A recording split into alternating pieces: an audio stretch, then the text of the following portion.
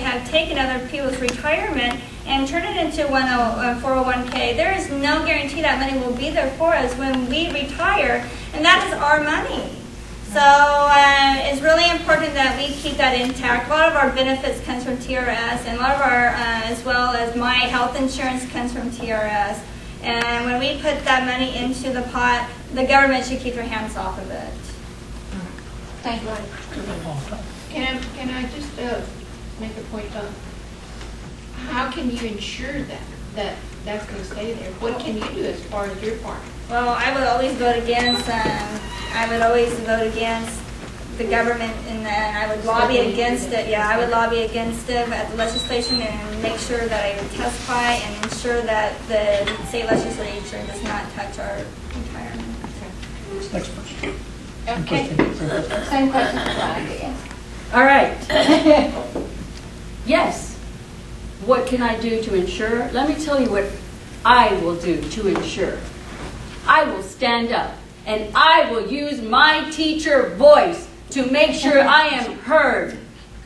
I will let them know that they should not be touching these funds. Now, is it going to be up to me? No. It's going to be up to you guys, who you elect. I will be a voice there. Because yes, I need to be retiring. Yes, I plan to retire, as a matter of fact, early retirement, because I see what's out there. I already want to get out because I know that maybe this election, I may not have it there.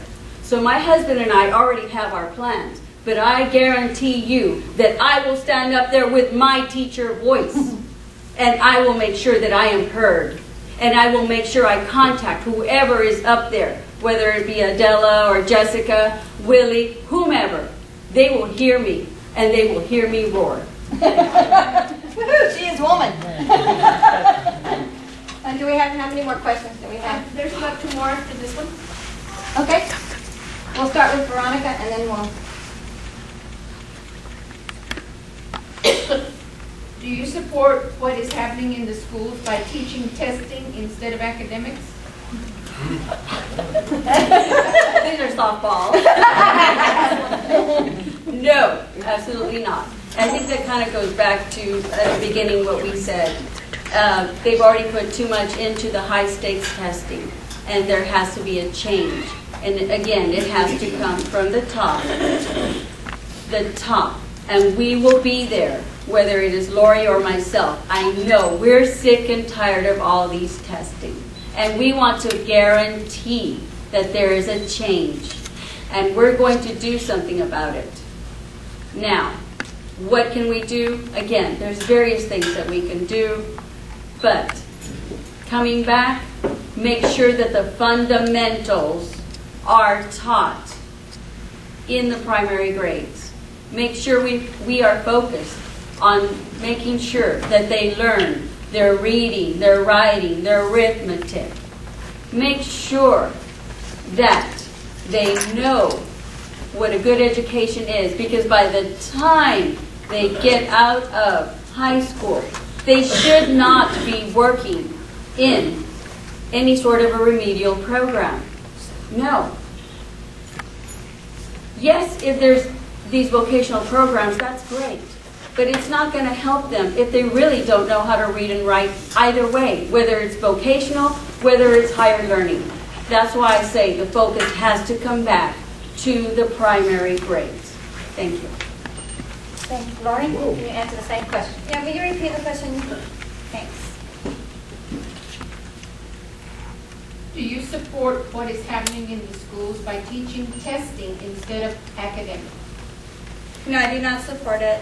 I think school districts spend way too much time preparing for testing, mock testing, pre-testing, over-testing, share testing, testing in math, testing in reading, testing in science, testing in history. We just went through a week of testing. There's another week of testing, and then there's another week of testing after that. Testing has replaced education and instructional time.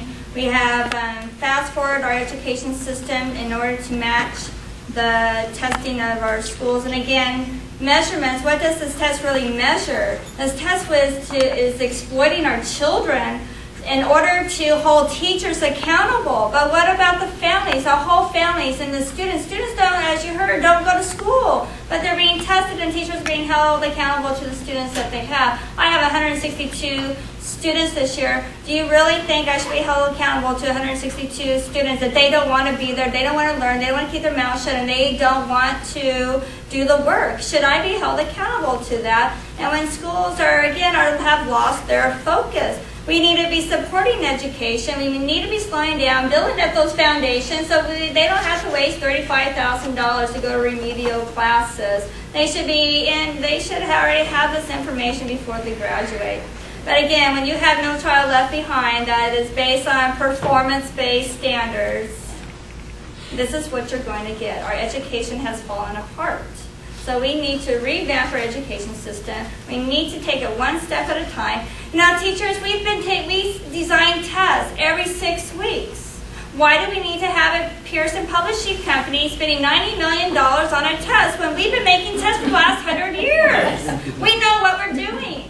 And that test, we don't even know what they're even measuring. We don't even know what they're measuring, what we are teaching. We can't see the test. We can't talk about the test. And parents, you should be concerned about this. Well, they're getting on their soapbox now.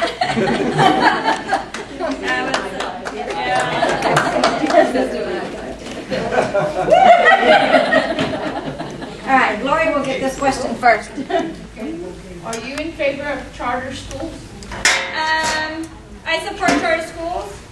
I support them because our current education system is failing many of our students. Parents really want to be involved in schools. They also want to be involved in their child's education. And as parents, I think that we should have a choice in what happens to our children. We are responsible for our kids. A lot of times our public school system thinks that they are all responsible, they are all the parent, they are everything, but not in every case. There's a lot of parents who want to be involved and they want to have that voice. And sometimes charter schools are the only alternative for those voices.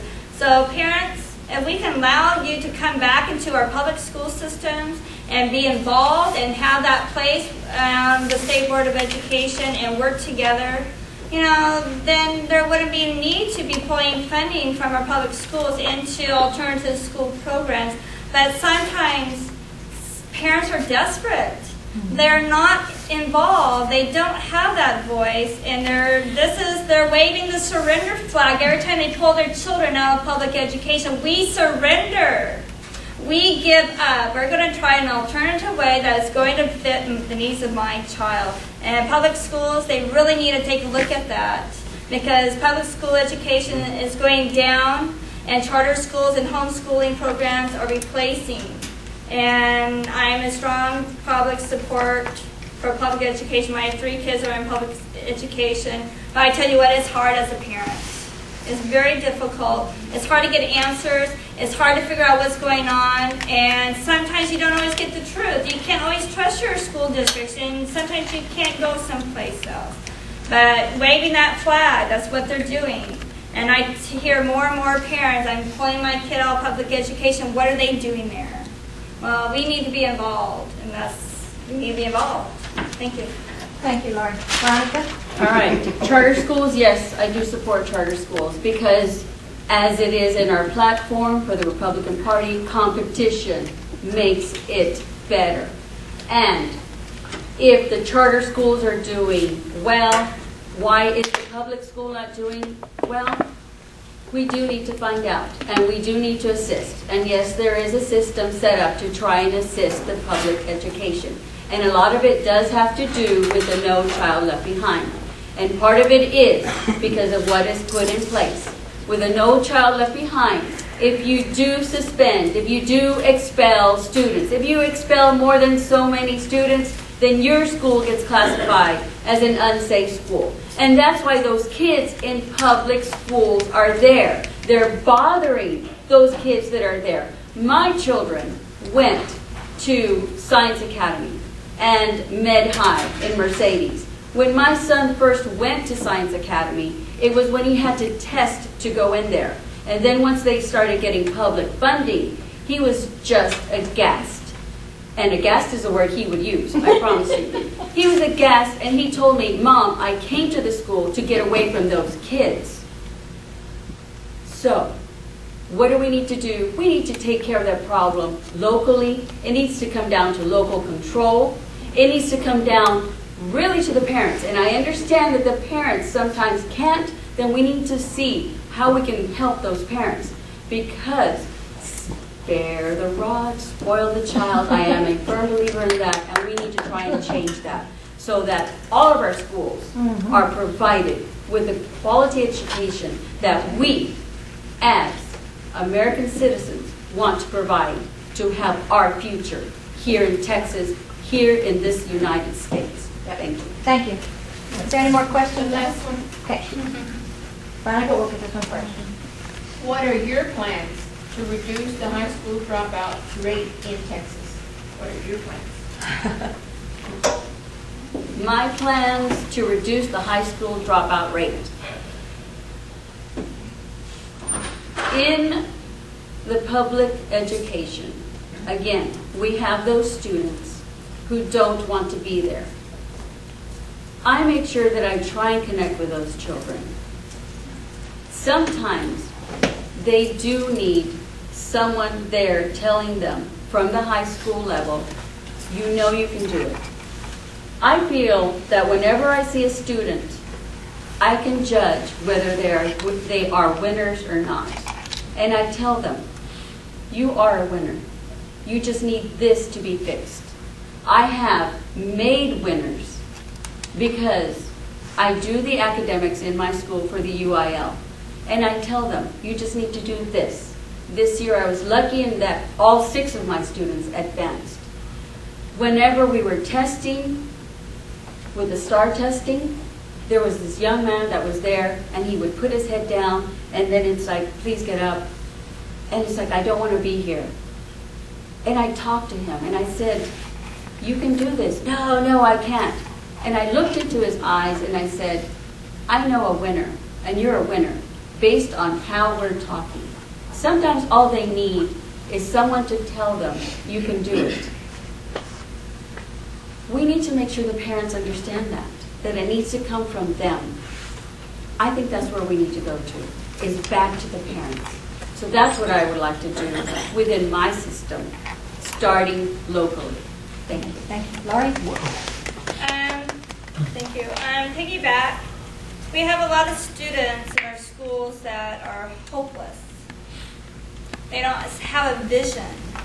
They don't see themselves as being success because they haven't had any. The only success they have sometimes is in their neighborhoods, hanging out with the wrong people. Whatever road they are on is where they are accepted. We have a lot of lone children. And when they take these exams and they go through their schools and they're not performing at grade level because they're not there yet, we start pushing them, categorizing them, and to provide them hope. They really need a vision. They need to know they have a place in the world. We have not done that in a very, very long time in the state of Texas. I don't even think nationally. You know, that's one of the reasons why I pump and I want to bring back and build up our vocational programs so that they have a vision for themselves. They could be that plumber. They could be that welder. They could make $100,000 working on the docks. They don't have to all go to school because they don't read well. Not everyone are good readers. That's their makeup. That's why we are called individuals. But we need to provide them with a vision. We need to provide them, tell them they can be successful. You don't all have to be on the same path, because in reality, we're not on the same path. So we need to provide multiple paths for our students, and that is where we haven't gone to, and we are stuck there. And as a state board member, I will unstick that. We have, the legislatures talked about, you know, businesses leaving our schools. They left the schools because we force our businesses to become teacher certified. There's a lot of red tape that we need to take off in order for our businesses or our industries to come back into our schools. It is possible, and it can happen, and I will make it happen. I will make sure that every child has a dream. Every child is successful. I can do that by keeping and plugging along in